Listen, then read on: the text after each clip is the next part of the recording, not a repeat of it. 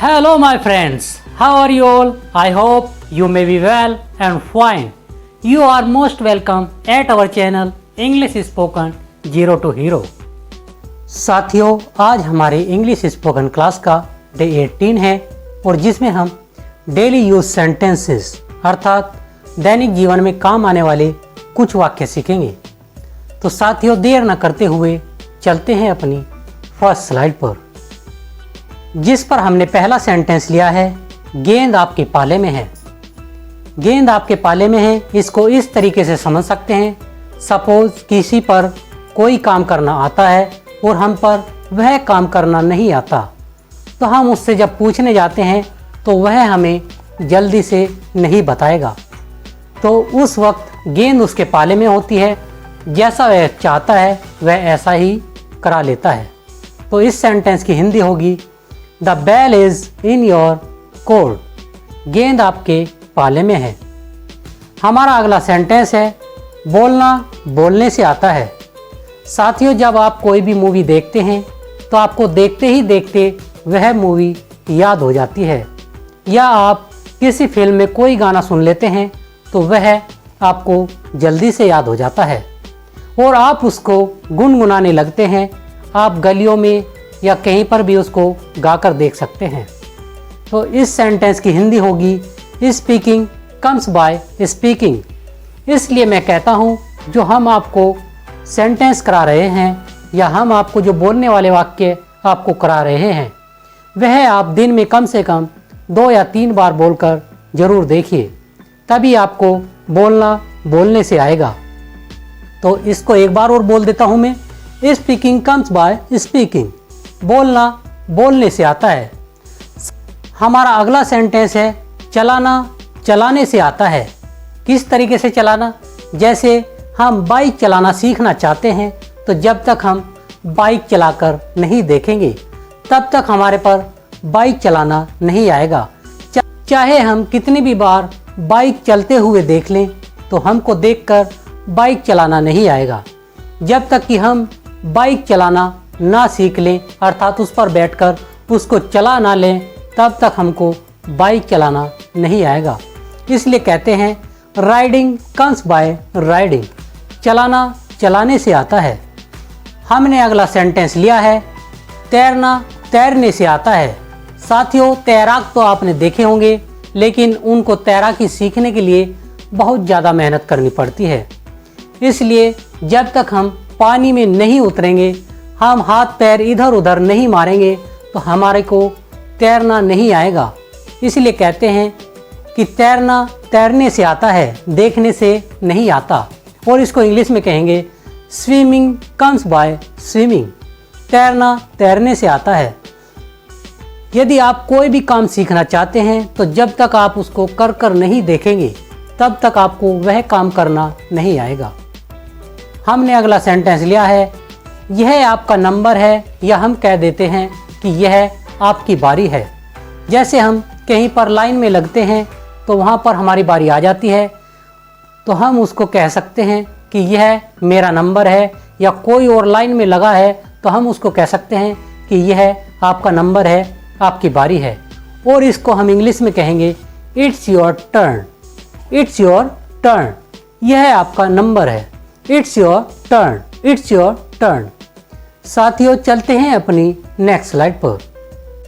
यदि हम घर में हैं और हम कहीं पर जा रहे हैं और हमारे जूते कहीं पर रखे हैं, तो हम पूछ सकते हैं कि मेरे जूते कहाँ हैं या मेरे जूते कहाँ रखे हैं। तो हम इसको अंग्रेजी में कहेंगे, वेयर आर माई शूज। मेरे जूते कहाँ हैं या कहाँ रखे हैं। Where are my shoes. साथियों, जो सेंटेंस है, इनको आप जब तक 3 या 4 बार नहीं बोलेंगे, ये सेंटेंस आपकी टंग पर नहीं आएंगे। इसलिए मैं एक बार और बोल देता हूँ, वेयर आर माई शूज। मेरे जूते कहाँ हैं। यदि मेरे जूते मेज के नीचे रखे हैं तो मैं कहूँगा, your shoes are under the table. या हमारे घर पर जैसे मम्मी होती है या हम जिससे पूछते हैं तो वह कहेगी, your shoes are under the table. तुम्हारे जूते मेज के नीचे रखे हैं, या जहाँ पर भी रखे हैं वह उसी चीज़ को बताएगा। मैं इसको एक बार और बोलता हूँ, your shoes are under the table. तुम्हारे जूते मेज के नीचे रखे हैं। जब बच्चे छोटे होते हैं तो वह ज़्यादातर मम्मी या पापा को याद करते हैं। तो यदि उनको अंग्रेजी में बोलना आता है तो वह उसे अंग्रेजी में कह सकते हैं वेयर इज़ माई फादर। मेरे पिताजी कहाँ हैं, या फादर की जगह आप मदर का यूज़ भी कर सकते हैं। फिर आप इसको अंग्रेजी में कहेंगे where is my mother.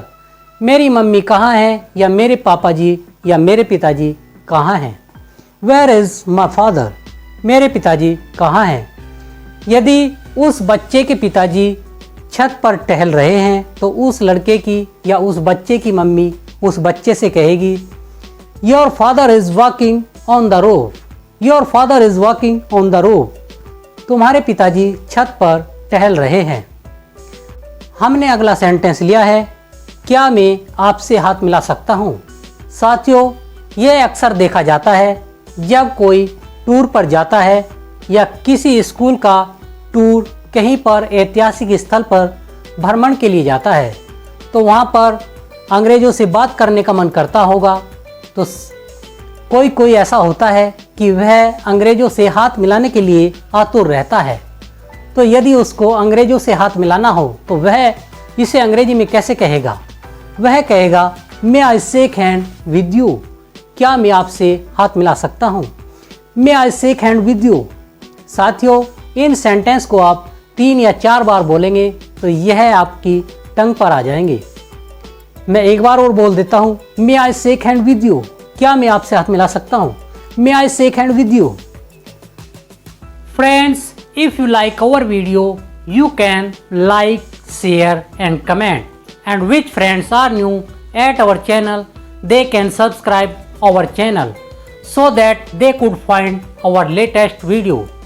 Friends, let's go our next slide. अब यदि मैं कहीं पर पेन रखकर भूल जाता हूँ और मैं किसी से पूछना चाहता हूँ कि मेरा पेन कहाँ है, तो मैं इसे अंग्रेजी में कहूँगा Where is my pen? मेरा पेन कहाँ है। Where is my pen? मेरा पेन कहाँ है।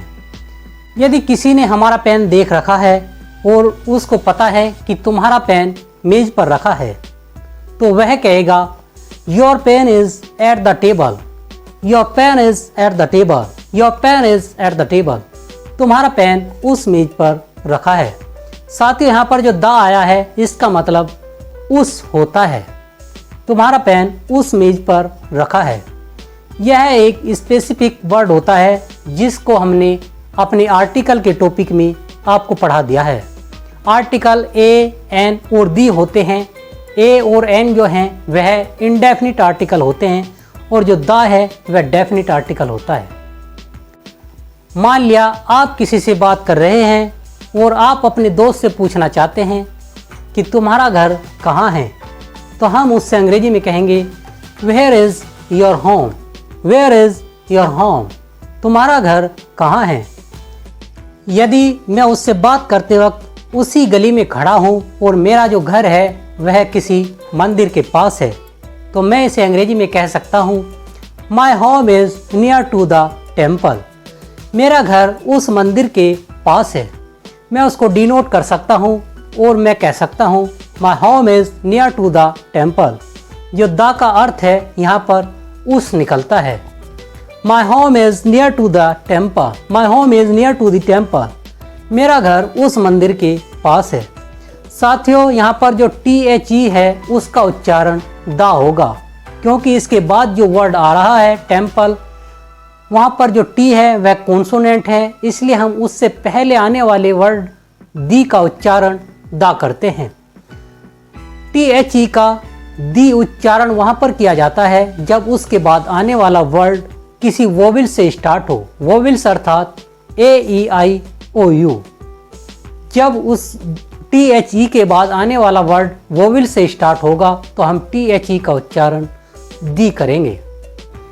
जब कभी आप किसी से मिलते हैं तो आप उससे यह जरूर पूछते होंगे कि तुम कहाँ से आ रहे हो। यदि हम इसे अंग्रेजी में कहें तो हम कहेंगे where are you coming from. Where are you coming from. Where are you coming from. तुम कहाँ से आ रहे हो। Where are you coming from. तुम कहाँ से आ रहे हो। चलते हैं अपनी नेक्स्ट स्लाइड पर।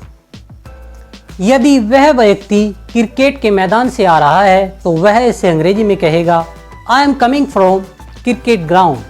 मैं क्रिकेट के मैदान से आ रहा हूँ। I am coming from cricket ground. I am coming from cricket ground. मैं क्रिकेट के मैदान से आ रहा हूँ। एक हमारा वर्ड होता है धीरे धीरे, तो हम इसे अंग्रेजी में कहते हैं बाय एंड बाय। यदि हम किसी से कहें कि तुम धीरे धीरे अपना ग्रेजुएशन कंप्लीट कर लोगे, तो हम उससे कहेंगे by and by you will complete your graduation. By and by you will complete your graduation. तुम धीरे धीरे अपना ग्रेजुएशन कंप्लीट कर लोगे। साथियों, एक हमारा वर्ड होता है GRANNA, ग्रेना। ग्रेना मीन्स होता है नाना, और एक वर्ड होता है हमारा GRANNY, ग्रेनी। ग्रेनी मीन्स होता है नानी। यदि बच्चा अंग्रेजी जानता है तो वह नाना को ग्रेना कहेगा और नानी को कहेगा ग्रेनी। एक हमारा वर्ड होता है FIANCE, फियांसी। साथियों, कहीं कहीं पर इस वर्ड को FIANCEE, फियांसी भी कहा जाता है। दोनों ही वर्ड समान हैं और दोनों का उच्चारण भी समान है, और दोनों वर्ड का अर्थ होता है मंगेतर। और फियांसे को संयुक्त रूप से हम वुड बी कहते हैं। जैसे जब कभी किसी की शादी तय हो जाती है किसी लड़के से, तो वह उसको कह सकती है कि वह मेरा मंगेतर है। ही इज़ माई फियांसी या he is my would be. साथियों, गलती तो हर एक व्यक्ति से हो जाती है, और आदमी जो है गलतियों से ही सीखता है। तो हम कहते हैं कि आदमी गलतियों का पुलिंदा है, और हम इसको अंग्रेजी में कहेंगे human is bundle of mistake. Human is bundle of mistake. Human is bundle of mistake. आदमी गलतियों का पुलिंदा है। चलते हैं अपनी नेक्स्ट स्लाइड पर। आपने यह कहावत भी सुनी होगी कि हर बुराई में एक अच्छाई छिपी होती है। तो इसको हम अंग्रेजी में कहेंगे ए ब्यूटी इन डिस्गाइज। हर बुराई में एक अच्छाई छिपी होती है। साथियों, जब कभी कोई काम बुरा होता है तो उसमें कहीं ना कहीं कोई अच्छाई भी छिपी होती है। हमारा अगला सेंटेंस है अच्छाई देखने वाले की आंखों में होती है। तो हम इसे अंग्रेजी में कहेंगे beauty lies in the viewers eyes. Beauty lies in the viewers eyes. Beauty lies in the viewers eyes. अच्छाई देखने वाले की आंखों में होती है। हमारा अगला सेंटेंस है समय हर जख्म को भर देता है। साथियों, आप मेहनत तो कर रहे हैं, लेकिन आपका मेहनत करते करते मन नहीं लगता, या आप ऊब जाते हैं, या आपको बहुत गुस्सा आने लगता है। लेकिन एक टाइम ऐसा होता है कि आप कोई अधिकारी बन जाते हैं, तो वहाँ पर हम कह सकते हैं कि समय जो है हर जख्म को भर देता है, या हम इसे कह सकते हैं समय बलवान होता है। तो जब वह अधिकारी बन जाता है तो उसके सारे जख्म भर जाते हैं। वह सोचता है कि मैंने जो मेहनत की है वह बेकार नहीं गई, और मैं आज एक ऑफिसर बन गया हूँ। तो हम इसे अंग्रेजी में कहेंगे time is the best healer. Time is the best healer. समय हर जख्म को भर देता है। Time is the best healer. Time is the best healer. यदि आप किसी से यह पूछना चाहें कि क्या तुम अंग्रेजी गाने समझ सकते हो, तो हम इसे अंग्रेजी में कहेंगे can you get English songs. Can you get English songs. क्या तुम अंग्रेजी गाने समझ सकते हो। Can you get English songs. यदि सामने वाला इंग्लिश गाने समझ सकता है, आप सोच रहे होंगे कि सामने वाला इंग्लिश गाने नहीं समझता, वह केवल हिंदी गाने ही जानता है। और यदि सामने वाला इंग्लिश गाने समझता है तो वह आपको जवाब भी दे सकता है। वह कह सकता है I can get English songs. मैं अंग्रेजी गाने समझ सकता हूँ। I can get English songs. I can get English songs. मैं अंग्रेजी गाने समझ सकता हूँ। चलते हैं अपनी नेक्स्ट स्लाइड पर। आप में से बहुत से साथी मेहनत करते हैं, बहुत से साथी पढ़ भी रहे होंगे, और आपको यह भी कह दिया जाता है कि आप सुबह 5 बजे उठो और डेली अर्थात रोजाना आप पढ़ो। आप 5 बजे उठकर डेली पढ़ा करो, अर्थात इसकी आदत डाल लो। तो हम उससे अंग्रेजी में कहेंगे make it a habit, make it a habit, इसकी आदत डाल लो, मेक इट ए हैबिट। कभी कभी ऐसा होता है कि हम कहते हैं कि इस बात की गांठ बांध लो कि तुमको अधिकारी बनना है या एक ऑफिसर बनना है। आप में से बहुत से साथी बहुत मेहनत करते हैं और बहुत से साथी गवर्नमेंट जॉब भी पाना चाहते हैं। तो यदि हम आपको यह कहना चाहें कि आपको एक जॉब तो कम से कम लेना है, अर्थात आपको यह गांठ बांध लो कि आपको एक नौकरी जरूर लेना है, तो हम इसको अंग्रेजी में कहेंगे make it A point, make it A point, इस बात की गांठ बांध लो, मेक इट ए पॉइंट, इस बात की गांठ बांध लो। हम यदि किसी से यह पूछें कि आप यहाँ कैसे आए, साइकिल से आए, बस से आए या बाइक से आए, तो हम इसको अंग्रेजी में कहेंगे how did you come here, how did you come here, आप यहाँ कैसे आए। हमने अपना अगला सेंटेंस लिया है आपकी यहाँ आने की हिम्मत कैसे हुई। कभी कभी ऐसा होता है कि कोई व्यक्ति जाने अनजाने में वहाँ घुस आता है, तो हम उसको कह सकते हैं कि आपकी यहाँ आने की हिम्मत कैसे हुई।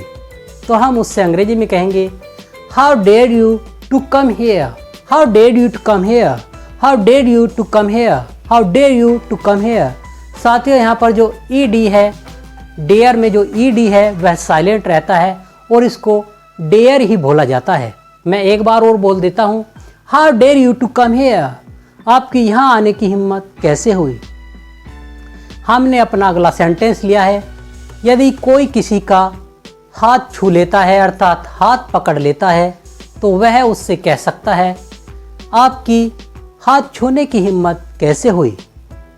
यदि वह अंग्रेजी में बोलना जानता है तो वह इसे अंग्रेजी में कह सकता है how dare you to touch my hand, how dare you to touch my hand, how dare you to touch my hand, आपकी मेरा हाथ छूने की हिम्मत कैसे हुई। How dare you to touch my hand, मेरा हाथ छूने की आपकी हिम्मत कैसे हुई। साथियों, चलते हैं अपनी नेक्स्ट स्लाइड पर, जिस पर हमने अगला सेंटेंस लिया है क्या तुम गरीब लोगों पर हंसते हो। हम किसी से यह पूछ सकते हैं कि क्या तुम गरीब लोगों का मजाक उड़ाते हो या गरीब लोगों पर हंसते हो, तो हम उससे अंग्रेजी में कहेंगे do you laugh at the poors, do you laugh at the poors, क्या तुम गरीब लोगों पर हंसते हो।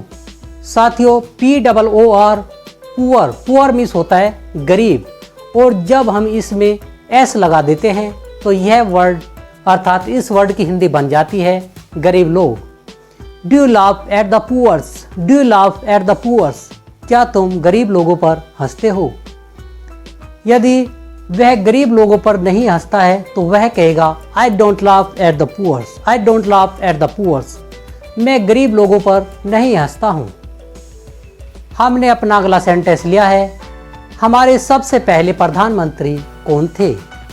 यदि हम किसी से यह प्रश्न करें तो हम उससे अंग्रेजी में कहेंगे who was our former prime minister, who was our former prime minister, हमारे सबसे पहले प्रधानमंत्री कौन थे।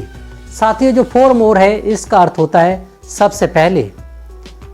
साथियों, इसका आंसर तो सभी जानते हैं कि भारत के सबसे पहले प्रधानमंत्री श्री जवाहरलाल नेहरू थे। तो हम इसे अंग्रेजी में बताएंगे our former prime minister was Shri JL Nehru या जवाहरलाल नेहरू थे। साथियों, जवाहरलाल नेहरू को हम पंडित नेहरू भी कहते हैं। Our former prime minister was Shri JL Nehru, our former prime minister was Shri JL Nehru. हमारा अगला सेंटेंस है पेपरी या स्किनी। साथियों, पेपरी को हम स्किनी भी कहते हैं। जैसे कोई दुबला पतला होता है, अर्थात वह देखने में ऐसा लगता है कि यह कुपोषण का शिकार है, वह बहुत सूखा हुआ रहता है, तो हम कह सकते हैं कि यह एक पेपरी पर्सन है या स्किनी पर्सन है। इसका अर्थ होता है दुबले पतले आदमी। चलते हैं अपनी नेक्स्ट स्लाइड पर, जिस पर हमने कुछ वर्ड्स की हिंदी बताई हैं और कुछ सेंटेंस भी हमने इस स्लाइड पर बताए हैं। हमारा पहला वर्ड मीनिंग है बर्निंग डिजायर। बर्निंग डिजायर को कहते हैं तीव्र इच्छा। नेक्स्ट हमारा वर्ड मीनिंग है हैव ए पेशेंस, धैर्य रखो। हम किसी से जब मिलते हैं तो हम उसको कह सकते हैं कि धैर्य रखो। जब कहीं पर कोई घबरा जाता है अर्थात उसको घबराहट सी होती है तो हम उसे कह सकते हैं हैव ए पेशेंस, धैर्य रखो। जब कभी कोई रट रट कर पढ़ता है तो वह एक रट्टू किस्म का आदमी होता है और उसको वह याद तो होता नहीं है, वह उसको रट मारता है। तो हम उसको कह सकते हैं कि रट्टा मत मारो या रटो मत। तो हम उससे अंग्रेजी में कहेंगे don't parrot, don't parrot, don't parrot, रट्टा मत मारो। जब कभी हम किसी क्लास में बैठे होते हैं और कोई स्टूडेंट कुछ बोलता है और वह धीरे धीरे बोलता है लेकिन ज़ोर से नहीं बोलता, तो हम उसको कह सकते हैं कि तेज बोलो या ज़ोर से बोलो। तो हम कहेंगे इसे अंग्रेजी में speak up, speak up please, speak up, तेज बोलो। डोंट हेजिटेट, डोंट हेजिटेट का मतलब होता है हिचकिचाओ मत या हिचकिचाओ नहीं। जब कभी हम कहीं पर बोलते हैं तो हम बोलते वक्त बहुत हिचकिचाते हैं, हमको घबराहट सी होने लगती है और हम बहुत हिचकिचाते हैं, तो हम उसको कह सकते हैं डोंट हेजिटेट, हिचकिचाओ नहीं। हमारा नेक्स्ट सेंटेंस है डोंट स्ट्रेच एट मी, मुझ पर दबाव मत डालो। Don't stretch at me, don't stretch at me, मुझ पर दबाव मत डालो। आप साथियों स्कूल तो जाते होंगे और स्कूल आपको टाइम पर पहुंचना होता है। कभी कभी ऐसा होता है कि टीचर्स लोग बच्चों को डांट फटकार मारते हैं कि टाइम के पंक्चुअल बनो, अर्थात समय के पाबंद बनो, समय पर आओ। तो हम उसको कह सकते हैं B punctual, B punctual, B punctual, समय के पाबंद बनो। साथियों यदि आप समय के पाबंद नहीं बनेंगे तो समय आपसे आगे निकल जाएगा और आप पीछे रह जाएंगे। हमारा आज की क्लास का लास्ट और अंतिम सेंटेंस है गुड मार्क्समैन वे मिस, गुड मार्क्समैन वे मिस, गुड मार्क्समैन वे मिस, अच्छे अच्छे गिर जाते हैं या अच्छे अच्छे रह जाते हैं। साथियों जब कभी गवर्नमेंट जॉब निकलती है तो उसमें फार्म तो लाखों में होते हैं, लेकिन जो गवर्नमेंट जॉब होती है वह हज़ारों में ही होती है। तो वहाँ पर अच्छे अच्छे रह जाते हैं, तो हम उसको कह सकते हैं इंग्लिश में गुड मार्क्समैन वे मिस, अच्छे अच्छे रह जाते हैं या अच्छे अच्छे गिर जाते हैं। तो साथियों मैं आशा करता हूँ हमारे द्वारा बताया गया रोज़मर्रा की ज़िंदगी में काम आने वाले वाक्य का टॉपिक आपको अच्छा लगा होगा, और यदि आपको अच्छा लगा हो तो आप हमें लाइक, शेयर और कमेंट ज़रूर करें। और यदि आपकी आज की क्लास से संबंधित कोई क्वेरी या कोई डाउट हो तो आप हमें हमारे कमेंट सेक्शन में ज़रूर बताएं, हम उसका रिप्लाई जल्द से जल्द करेंगे। सो फ्रेंड्स आज के लिए इतना ही, मिलते हैं अपनी नेक्स्ट क्लास में, तब तक के लिए थैंक यू, धन्यवाद।